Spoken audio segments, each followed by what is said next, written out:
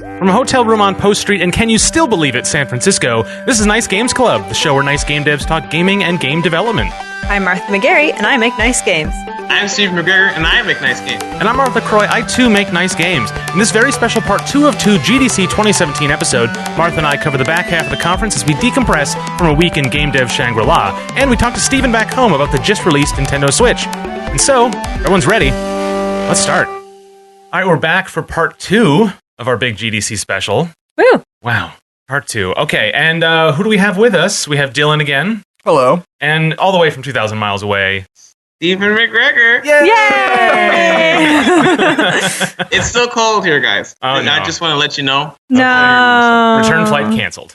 Yeah, get used to doing this every week. Yeah. So how's GDC? Oh, it's been so good. It's been awesome. I've had such a good time and learned so much stuff and met so many cool people. It's been Awesome. Well, I'm glad to hear that. Yeah. How about you, Mark? It's been exhausting. Like, Yeah. in kind of, I'm not overwhelmed. I'm like exactly whelmed, I think. Okay. It's all over now, though. It's now Friday afternoon.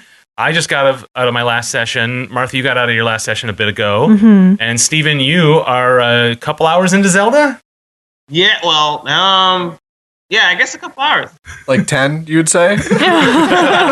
No, we got our switches about 10 or 8 in the morning. Uh-huh. I played Zelda a little bit, and then we played some multiplayer games, and then I went back to Zelda. My brother was insisting he wanted to play some multiplayer games. But, really, the Switch is awesome. Yeah. Oh my goodness, it's so good. It's just really amazing that I can play that kind of a game on a portable device. Right. It's wonderful. It's a beautiful thing. That's so I'm awesome. actually looking forward to tomorrow. I have to bring my car into the shop. I need to get a tune-up. Uh-huh. I'm looking forward to just being able to bring some.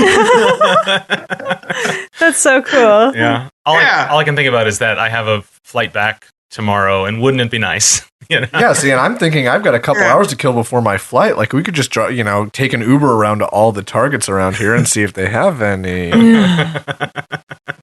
It might be worth it, y'all. Yeah. Well, let's talk a little bit more about that later. But since we talked earlier in the week, Martha, you and I, we've done a ton of these sessions, went to a couple of events, hung out with a bunch of people. Let's kind of walk through it a little bit. Like, what were the highlights for you? Well, I guess some of the second half highlights were seeing the Civilization 1 talk, and Sid Meier was actually there, and that was really cool. Mm-hmm. I got Wow. it was so great. I got a picture with him. It was very nerdy. Yeah, That's cool. it was great. Yeah, that was a classic games postmortem. Mhm. It's kind of a little bit of a history lesson, but it was also a little bit deeper than you get on like a sort of normal behind-the-scenes kind of article or something.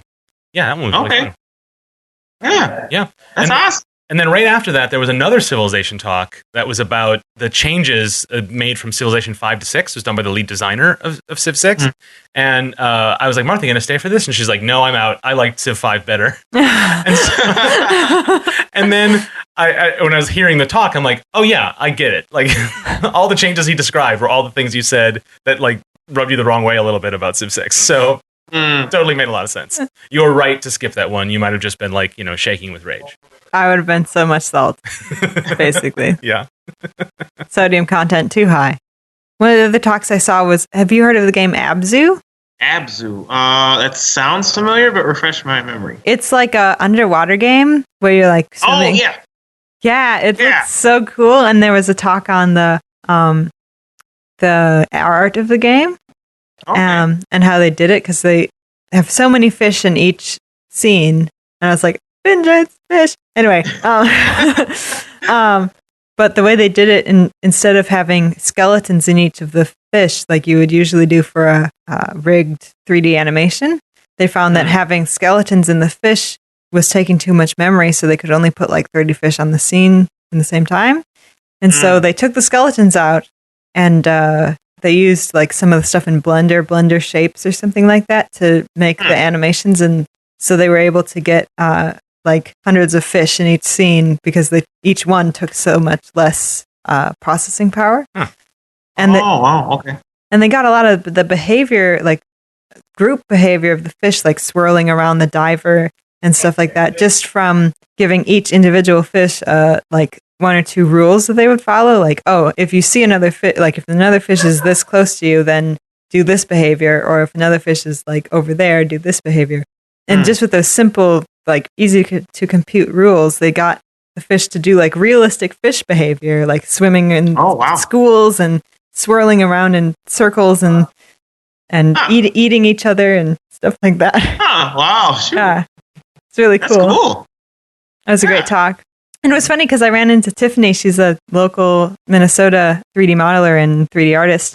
And she was like, oh, yeah, I went to that talk. And before they said that, I was like, I bet they use Blender shapes. Oh, and they did. I was like, that's funny. I was like, you actually know what they're talking about. Yeah. I was learning lots of new stuff.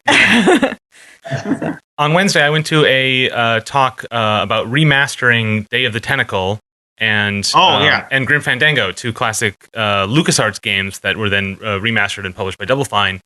Tim Schafer jams that I'm a big fan of.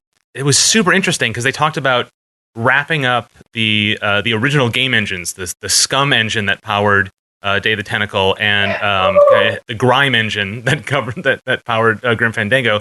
They talked about how little of the actual source assets they had, uncompiled source assets. So because Scum was itself an engine that ran script that powered many games, they actually were just able to sort of rebuild that engine and use the original data files for all the logic and stuff. And then they fixed a couple bugs, but mostly it was just art asset replacement. Wow. That they did for that. And that's what enables the ability to swap back and forth between the different styles. So there have been similar remasters of like Monkey Island and a couple of other classic Scum games. And it was almost trivial for them to be able to just run both versions at the same time because it was all sort of the same thing. And that was really fantastic. And then they talked about Grim Fandango, which I didn't play when it came out, but I played the remastered a couple months ago and really liked it. And they talked a little bit about how it had some real-time 3D and some pre-rendered backgrounds, and how utterly sort of unsalvageable it was. For even worse, because Scum engine, like it sort of by the time Day of the Tentacle came out, it had been sort of proven. But this new engine they made for Grim Fandango was super buggy. It didn't make a lot of sense, and they had even fewer of the assets, including the rendered backgrounds. They didn't have the originals, so they had to. They had to sort of upscale them, but also they wanted to improve the lighting of the real-time 3D as Manny walks through each scene, and they wanted to use the lighting from the pre-rendered scenes.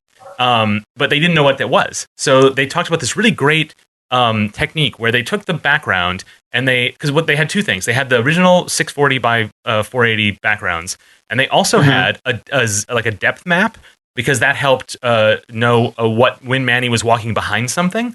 They didn't actually build a 3D like a mask of the room. They just literally referenced a bitmap that had just a gradient for depth. So they had this depth map. So what they did is they took each pixel of the original image and then they projected it out into a 3D space based on the light map, the 2-dimensional light map data. And so it made this sort of point cloud of like pixels. And then they just kind of took an artist's eye to it and then rebuilt where they thought the lights were in that. And then, for the remastered version. So, like, something that if they had the assets, they could have just re-rendered it and been done with it. Like, found where the lights were, and there you go. But just they had to be really inventive and ingenious, but still trying to stay true to the original intent of the original artist, the styling, and the fact that in, like, 1997 or 98, when that game came out, like, there was so little they could do with the real-time 3D component, and they could do so much more now, but they tried to hold themselves back. That was really interesting. And like they talked a little bit about scope, like that was more relevant to I think the devs in the audience about like you have all these tools but you don't have all the time or money, and so like even when you have something that it was going to get instant sales, like when you don't have to worry about that part, you still have to like make compromises and hold yourself back, not just for artistic reasons but for practical reasons. And so that was super like more I went to that because I'm a huge Day of the Tentacle fan, but it ended up having a lot of really interesting practical knowledge that I liked a lot. That's cool. Yeah, it was cool. Yeah. I went to a talk or like a series of talks that I thought you, Stephen, would have really liked. Maybe we can watch them on the vault together. It was called Micro Talks Playing with Our Hearts.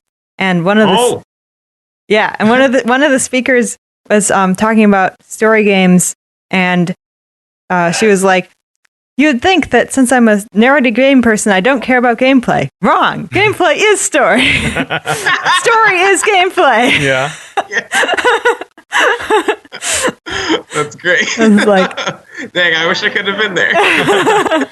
Yeah, and she won a story award, didn't? That was the woman who made Lady Killer in a Bind, wasn't it? Yep. Yes, Yeah. I saw her speak at like 3 or 4 different things. She was on a bunch of different panels, and like she's very engaging. And the thing about Lady Killer in a Bind is like it looks really cool. It's not up my alley at all.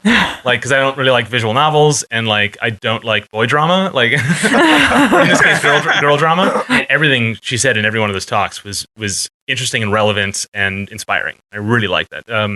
So Christine Love? I think? Christine Love, yeah, is Yeah. her name.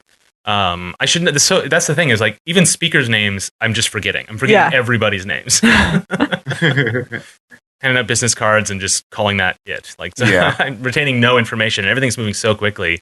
Like I'm even looking through the list of sessions now to what to talk about in this very moment, and I'm like, wait, I don't remember any of this because it just blew by.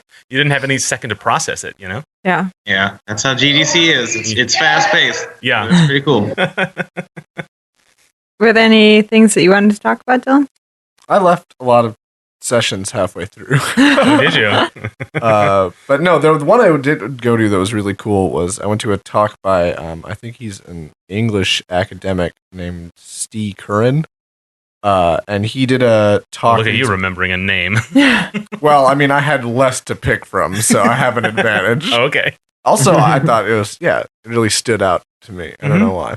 But yeah, he did a talk about it called Double Tap, which he's given before, which it wasn't a very GDC like talk, I feel like, because it was very much just sort of almost a meditation on violence in video games, and particularly guns in video games. And so he went through just some personal experiences, like feeling alive in video games in a sense when given this like the power that comes with being a gun wielder and stuff like that. But also looking at how it's sort of a developer shorthand for. He made sort of his central theme was that games ask questions and then give you a list of answers to sort of pick from, and guns set up this very clean yes or no, like very simple answer that you can give, and so it's a very easy way to program a game because it's very scalable. To go from can you hit one guy close? Can you hit 2 guys farther away? Is like this. It scales in a very natural way. Oh, sure. But yeah, and then just sort of he went into a lot of the reasons he thought that the typical industry responses to criticisms of violence in video games were sort of didn't hold water, because he made the point that like the reason that he's interested, the reason why he develops games and the reason why he was originally a video games journalist was because he felt like video games were different from things like books and movies. They engaged you in a different way. And so he felt that the argument of, people have been watching violent movies and that doesn't make people violent. He felt that there needs to be a better, like a more accountable answer from people who make video games, which was interesting. I mean, I'm not sure. I play a lot of violent video games, so I can't say how hypocritical I'm being for enjoying the talk, but it was a very good talk. Well, you're also a teddy bear, so so that's a data point. Yeah. That's super fascinating. But it was not a very GDC-like talk, because he had no slides talking about workflow and no lists of engines used or anything like that. But he did. It was great. The best part about it was when I went to his like the sort of post-talk part, and he throughout the whole thing he was using this example about the first time he played. I think it was like Tom Clancy's Ghosts, which is like a 16-year-old shooter game, like a Tom Clancy game. And the whole thing was about how the first time he played it, he was, absolutely lost, and so spent 7 minutes just sort of cowering in fear under a bush, and how that really brought home the whole experience for him in a way that really stuck with him. Yeah. But the best moment was afterwards when he was doing the wrap up. Someone came up and said, "Oh, by the way, here's so and so. He was the head designer on Tom Clancy's Ghosts." And the guy walked up and immediately started talking about, "Yeah, I really liked how realistic it was. I love designing the gunplay with the snipers." And it's like, you clearly did not just sit through that talk, because you would not be talking that way.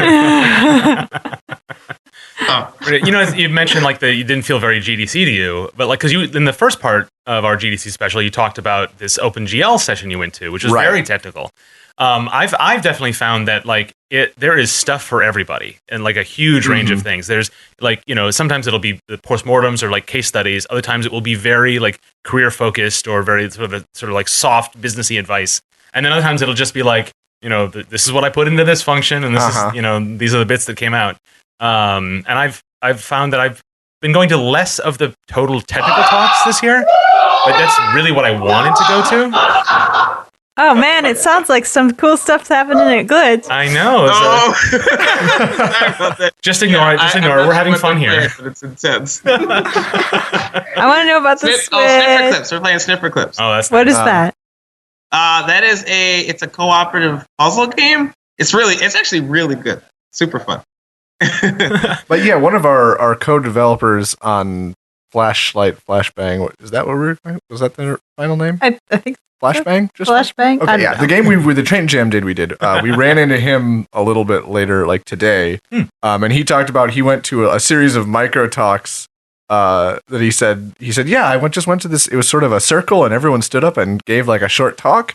And some of them just read poems, and some of them played us some music, and then we did stretches. And I was like, that sounds like my GDC. Yeah, I'm so bummed you didn't get to go do that, because it was like somebody had set up this thing that was free outside on the grass, apparently. At the Yerba Buena Gardens? Yeah, at the gardens. And like you could have gone to that with your Expo Pass, Dylan. So that's sad. But anyway, it sounds really good. And I think they've been doing it for a couple of years, it sounded like. So those little extra activities, and when you miss them, it's like, oh man, like there was a Midwest meetup today that I didn't even know about. Yeah, I totally missed that. And it's like, well, so it goes. But I mean, those are just the things we missed that we know we missed. Yeah. There's a lot we missed that we don't even know about. Maybe it's better that way. Yeah. Perhaps. But like, in the first half, we were talking about some of the things that we thought Steven would like. And I've been thinking a lot about that, Steven. Like every time I see something I think you'd be into, I'm like, I got to remember this so I can tell Steven. There's one I went to, which is about game design tools. So basically coming up with sort of a vocabulary and sort of taxonomy for game design concepts. And essentially, it's been a problem that has been attempted to be solved for like 30 years because it feels like something that should be solved, but no one's gotten close. That was essentially the thing, that people come with software to do. It's below prototyping. It's basically just one step above getting it on paper, but having it in a way that's classifiable, cross-referenceable, that kind of stuff. And the speaker showed a couple of different examples and said what kind of games they might be good for, and then kind of ended. I mean, she even developed her own that she sort of played a shutout and went on for much longer about what it's not good for than what it was. That's how you know you can trust a speaker, right? That's honest. But in the end, it was just kind of this like, this is a problem we all think we have, but we have no project has ever really properly used these kinds of tools because they don't really exist. Maybe I'm framing it a little bit more negatively than it was, but like I found that really fascinating. That the pursuit of the solution is it can help you even if you never find it, Yeah. But I've got links and a bunch of stuff that I have to bring to you, Steven, because it's all really cool stuff. And it's exciting. I think that like when you develop a game, you can come up with your own taxonomy that works for it. That may never be reusable, but I think that that kind of thinking can be really helpful.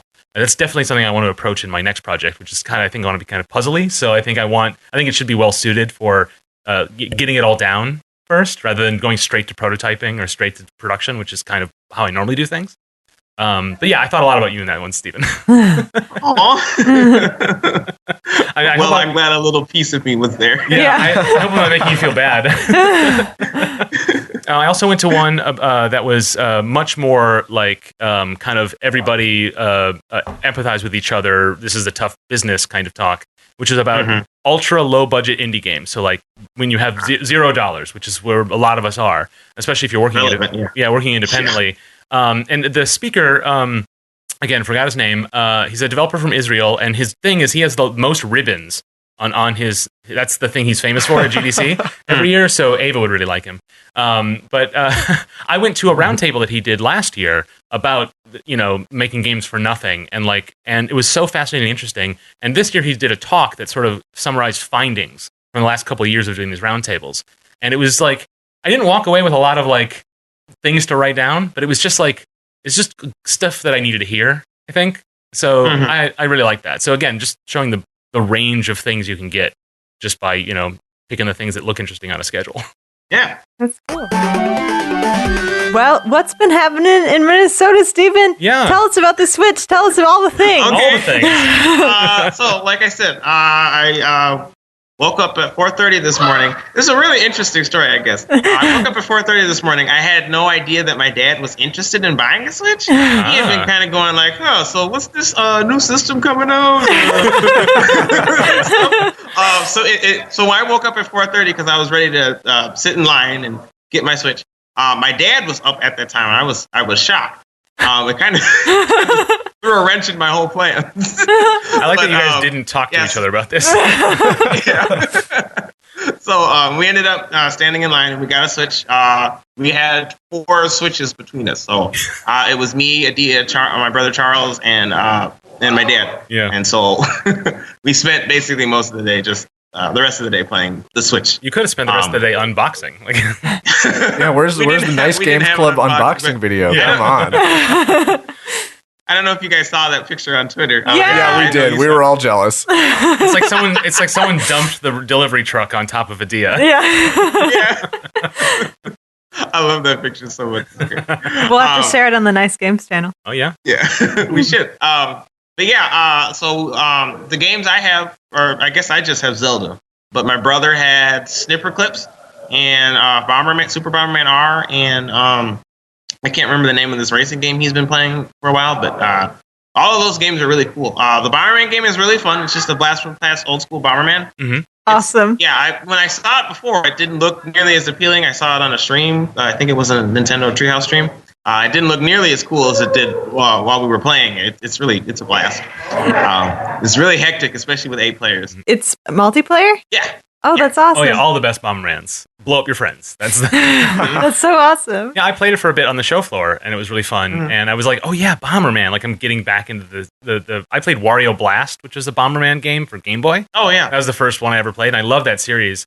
But yeah, I played it with a bunch of other people, and we were all sort of trying to figure out these Joy-Cons, because it was the first time all of us had held one, probably. And I won because the other 3 killed each other. Nice. So I sort of felt good about it. That's a classic Bomberman, I feel like. Yeah, it sort of is, yeah. I'm really looking forward to that. To like playing. There's a campaign mode and everything, right? Like a co-op campaign mode? Yeah, there is. We haven't really messed with the campaign mode, but it's extremely cheesy. Oh, okay. So, not in a bad way. Like, it's hilarious how cheesy it is. Okay. I like that. Zelda is amazing. I mean, I could go on and on. I don't want to spoil it for people who haven't played it yet.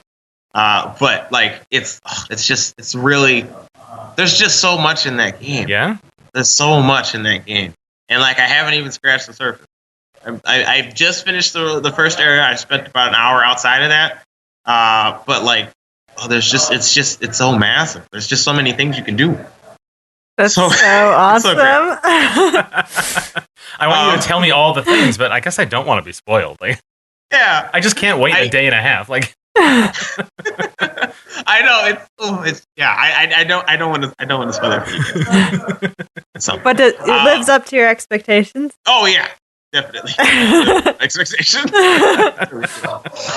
And then we've been playing this surprisingly fun game called Snipper Clips. Mm-hmm. Like I said, it's a cooperative puzzle game.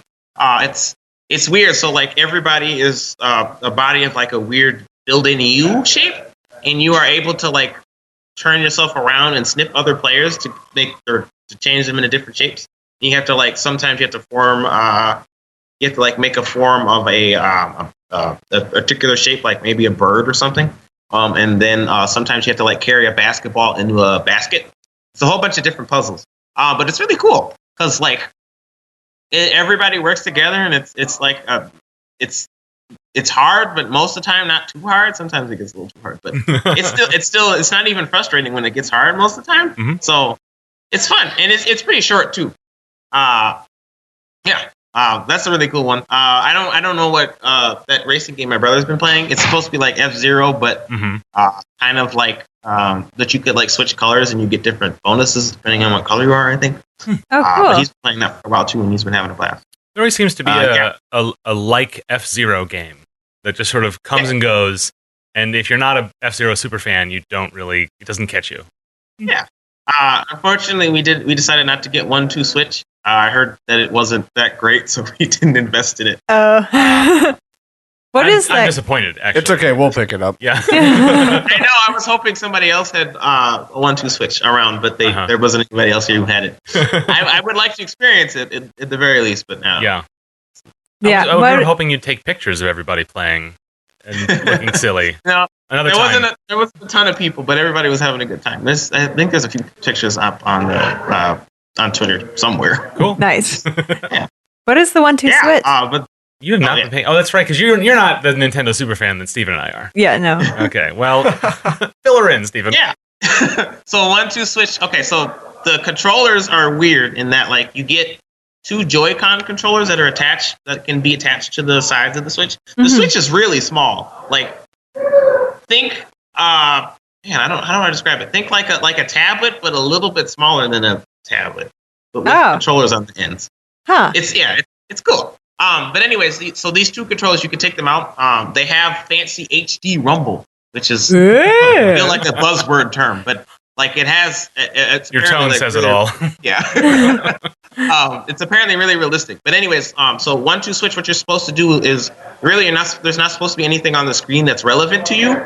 You're supposed to look at your opponent and like do certain mini games. So there's one mini game where like you're supposed to draw your gun before the other guy does and shoot him.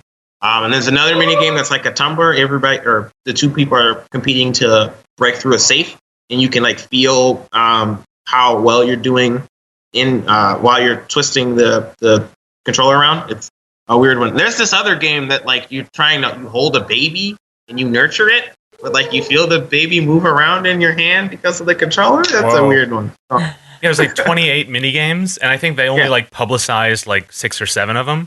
So like there's a bunch of them that are like I mean I have no idea. Apparently it was put together by some of the people who did the WarioWare series. Oh, so it has cool. Some of that kind of DNA, although it doesn't look anything like a WarioWare game. Yeah. But I'm really excited to play it because it just seems like a pure party game, even more than like Wii Sports did, right? Where Wii Sports was a video game, right? Where this just seems like a happy party time. Like it doesn't seem like a full video game, and that's kind of what's nice about it, actually. Cool. Yeah, we just decided not to get it this time, but maybe sometime down the line, maybe next week or something, we can grab it, try it out. That'd be good around the office. I know. How does the hardware feel? Like, does it feel like super breakable, or does it feel pretty hardy? How does the hardware? For the most part, it feels pretty sturdy. There's the little kickstand in the back of the Switch that feels a little flimsy, but otherwise, it's just fine. Everything feels solid enough, and it's really easy to click it in and click it out. And it's so cool when you plug when you have the Switch plugged in and you just take it out. It's like instant how quickly it switches from TV to portable mode. It's amazing. So have you been mainly playing in TV mode or portable mode?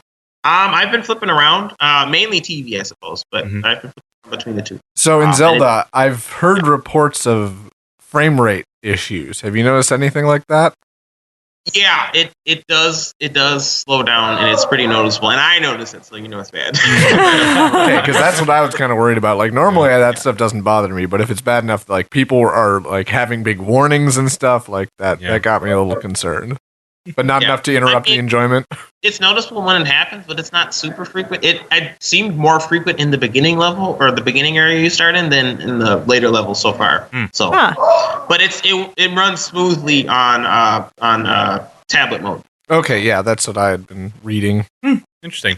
I know that when they had a couple of units on the expo floor, and they had snipper clips and Bomberman, and then they also had an area where they were showing off Unity dev tools with the Switch, which is like basically like a big tease. It's like, yeah, you're not getting your hands on this till next year, but take a look at how it goes. And you guys remember that? Like, I think it was built with photogrammetry, but it was like a really high res apartment that was done in Unreal, I think. And it was sort of meant to show off Unreal 4 at a time when Unreal still hadn't quite broken through as a proper competitor to Unity. I guess this was a couple years ago still. But they were running that on the Switch, and it just looked incredible. Like, it just looked so photorealistic. And there's no gameplay logic, there's no physics, there's nothing in that demo. It just shows sort of pure graphical fidelity, and it's just really incredible. But with the demos, you pick it up, and you can't really. There's like so many people around, and so I picked it up, felt it. I played that round of Bomberman. And then I was like, okay, I'm not going to stick around. Like, I'm not going to, I'll go home and play my own. But the thing I couldn't help doing was just holding those things in my hand and thinking, like, of all the things I wanted to do with it. Right, all the games I wanted to make for it, like how my own game could be adapted for a single stick and 4 buttons. I was thinking about how Fingens might play with it, which is perfect. Like, it really does seem like it would fit perfectly. Yeah, I was talking to Zach Johnson, and he met with a couple Nintendo people, just like you did, Mark. Mm-hmm. Just happened to meet with the same Nintendo people that he had met with at Indiecade, and they were like, "Yeah, when we met with you at Indiecade like a year ago, when you left the room, we were like, we have to tell him about the Switch. We can't tell him about the Switch, but we want to tell him about the Switch because they're like, yeah, all those sort of multiplayer games were couch co-op-y games would work perfectly for the Switch." Yeah, when I met with Nintendo reps, that's the thing that when I asked them, like, what do you want, what do you don't want? And they said, well, pretty much everything. And I'm like, what about like couch co-op? And like, oh yeah, we really want that. That's so interesting because Martha, you were in a talk that you left because of that particular reason. Yeah, because he was such a jerk. Oh, he was like, he was saying, he works for some sort of investor place, and they're like, he's like, yeah, the minute anyone comes in with a couch co-op game, I just tell them, no, we're not funding you. And I'm like, what?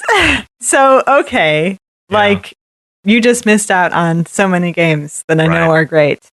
So, yeah, so it's cool to see that Nintendo is saying, yes, we want couch co-op. Couch co-op is good. Yeah. Couch co-op is king. Like, well, I feel like the way they presented it to me was that, like, you know, we want anything and everything. We want the dev community to drive what is popular on Switch, which I think that's just a safe thing to say if you're a platform holder. But there's like, but really at Nintendo, we've always given weight to people who take what's unique about our platform and leverage it. And I think for the Switch particularly, that is 2, 4, 8 player couch co-op, couch competitive. Like, that is something that.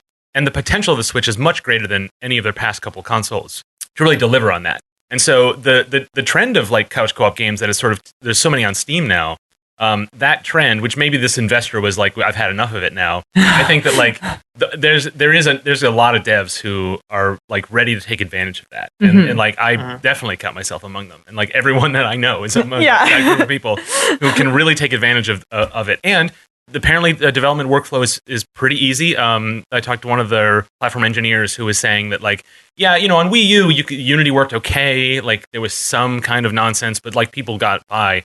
But that with Switch, it's just like snap. Like, it's just as much as pushing a button, which is something I hate when people say. It's just like the Switch noise. Yeah, exactly. There you go. Man, it's so encouraging just to hear what they're looking for and the attitude they have going forward. And I think, you know, the excitement about it from a consumer level is exciting as a developer. There's going to be an install base. You're going to know that you have your game on that platform. There's people who will want it, you know?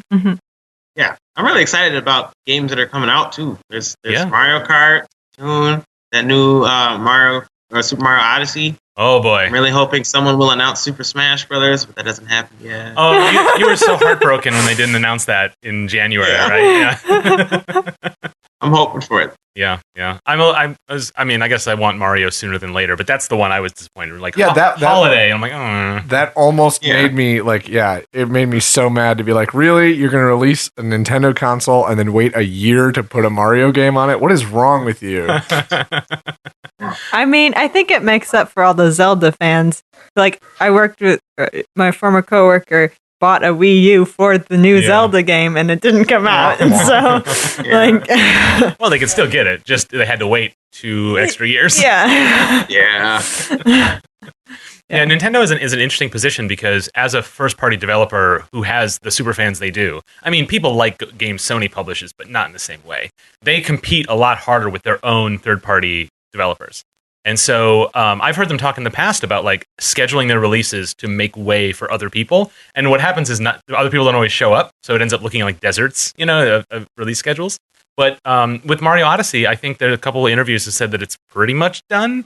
They're just kind of, there's some tweaking and stuff, but they're kind of just like sitting on it. You know, but as a holiday release, it'll sell better. So there's that. But it's like they kind of maybe should have waited till E3, but maybe people wouldn't have been able to handle it if they didn't announce a Mario game, right?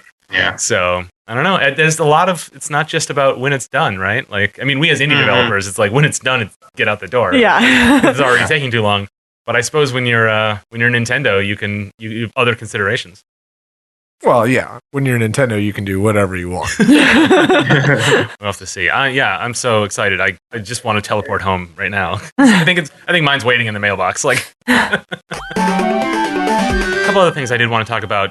Sessions I went to. I did go this morning to the Flash games Postmortem. It was really interesting to hear him talk about just the 20 years of Flash development and all the different portals, and how the contention he had was that Flash is what invented the indie category. It was what, like, everything we think of now, like the sort of indie explosion after mobile and after the sort of the widespread use of middleware, that was all happening in the early 2000s. The way it worked is that games were sponsored. So developers would be auctioned. Like, I have this game, who wants to publish it? And there would be fights, like, they would bid on who would publish a game. There was no one saying, like, maybe you should make it about, like Vikings or something. It was this weird freedom and a lot of unusual stuff. It was so, I mean, even the speaker was so bittersweet about it, because he's like, there really isn't, it's the ubiquity that there's no platform that has that anymore.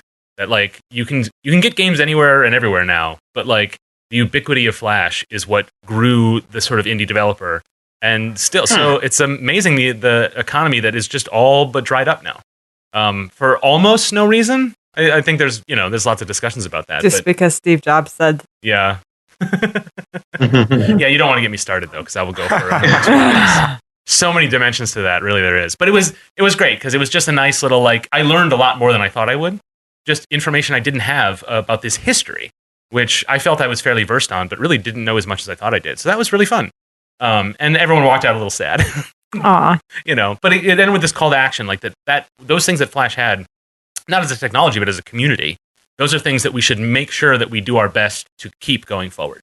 Oh, well. Yeah. Well, that was sad, but the day ended pretty good. Like, Experimental Games Workshop was 2 hours showing off interesting kind of mechanics. Let me see if I wrote any notes about it. I don't think I did. It was so crowded that I sat outside of that on the floor. Oh, they had a video, right? Yeah. It was so popular. The one I really liked was the first one they did, which was multi-ball.